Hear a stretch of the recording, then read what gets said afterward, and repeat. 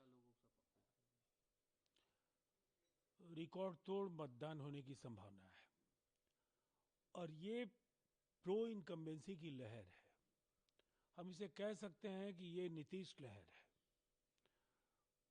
NDA का जादू sir चढ़कर बोल रहा है। मतदाताओं ने अपना आशीर्वाद नीतीश कुमार जी के नेतृत्व में एनडीए की बनने वाली सरकार को दे दिया है और महिलाएं खासी उत्साहित हैं। उनके जीवन में बड़े बदलाव का एक रोड मैप नीतीश कुमार जी ने सुनिश्चित किया और जो पंचायती व्यवस्था से लेकर सरकारी नौकरियों और उसके बाद उद्यमी बनने की गारंटी, अगर आप देखें तो पिछले 20 वर्षों में हर कार्यकाल महिलाओं को काफी मजबूत बनाए जाने के लिए लगातार योजनाओं का ऐलान हुआ, उन्हें जमीन पर उतारा गया और इसीलिए आज नौजवान महिलाएं पूरी मजबूती के साथ एनडीए के साथ खड़ी हैं।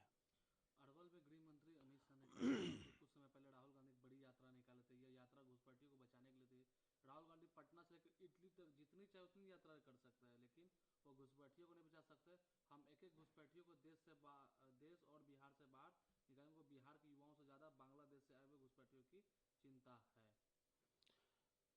देखिए, राहुल जी जमीनी मुद्दों पर बात तो नहीं करते हैं।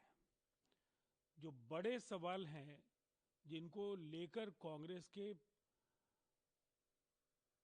वैचारिक दिवालियेपन ने आज कहीं ना कहीं कहीं का राहुल गांधी को नहीं छोड़ा है। पूरे देश में कांग्रेस का ग्राफ सिमट गया है।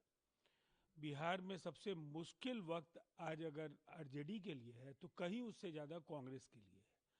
और शायद इसीलिए जो कुछ भी लेकर वो जनता के बीच गए उन मुद्दों की भी उनको समझ नहीं है और जो एनडीए ने काम किया केवल उसकी मुखालफत करके और बदले में कोई अगर आप विजन नहीं देंगे तो लोग आपको नकारेंगे ही और वही उनके साथ हो रहा है।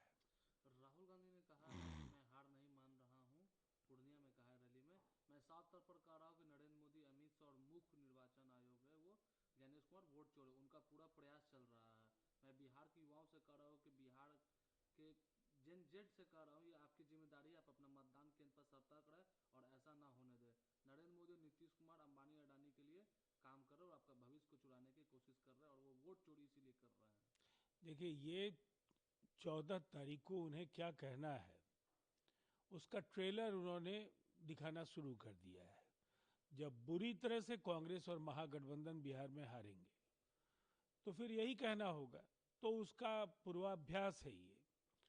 अब लगातार वोट चोरी, चुनाव आयोग की निष्पक्षता, जिस तरह से ईवीएम हैक करने के आरोप उनकी ओर से पहले भी लगते रहे हैं, एक बार फिर से उन्होंने दोहरा दिया है और स्पष्ट है कि कांग्रेस जब हरियाणा में हारी तो परिवार और एक परिवार भूपेंद्र सिंह हुड्डा, दीपेंद्र सिंह हुड्डा के खिलाफ जो वहां असंतोष था उसकी वजह से कांग्रेस की पराजय हुई।